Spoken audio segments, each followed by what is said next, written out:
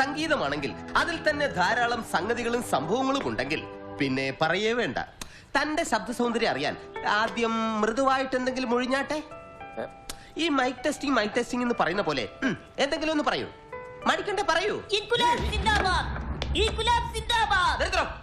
ഇത്തിരി പോലെയുള്ള താൻ തന്റെ ഭാര്യയുടെ അടുക്ക ചെന്നിട്ട് ഇംഗ്ലീഷ് ദാമ്പത്യോടെ ശരിയാവുന്നത് കഷ്ടം. ഞങ്ങളുടെ പാർട്ടിയിലെ സൂര്യകുമാറിന്റെ മുദ്രാവാക്യം വിളി കേട്ടിട്ട് ഇഷ്ടപ്പെട്ടിട്ടാണല്ലോ തങ്കമ്മ അയാളുടെ കൂടെ ഒളിച്ചോടി പോയത്. Rare case. By the by, രണ്ടു വരി താനൊന്ന് പാട്. തന്റെ ശബ്ദത്തിന്റെ സൗകുമാര്യത ഞാൻ അതിൽ നിന്ന് മനസ്സിലാക്കാം. പാട്. അത് വേണോ? അത് വേണം. ശബ്ദത്തിന്റെ സൗകുമാര്യത എനിക്കറിയണ്ടേ. ഡോക്ടറാണ് ഞാൻ. പാടാ. ബലികൊടേരങ്ങളെ ബലികൊടേരങ്ങളെ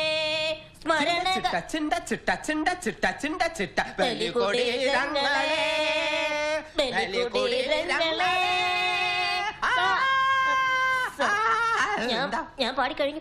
ശരിയാണല്ലോ, ഞാൻ അറിഞ്ഞില്ല. ശബ്ദ സൗകുമാര്യത്തിന്റെ കാര്യത്തിൽ താൻ വിജയിച്ചു കഴിഞ്ഞു. പാർട്ടിയിൽ നിന്ന് പുറത്തു കളയുമ്പോ ഈ പാട്ട് തന്നെ വയറ്റത്തടിച്ച് പാടി തനിക്ക് ജീവിക്കാം.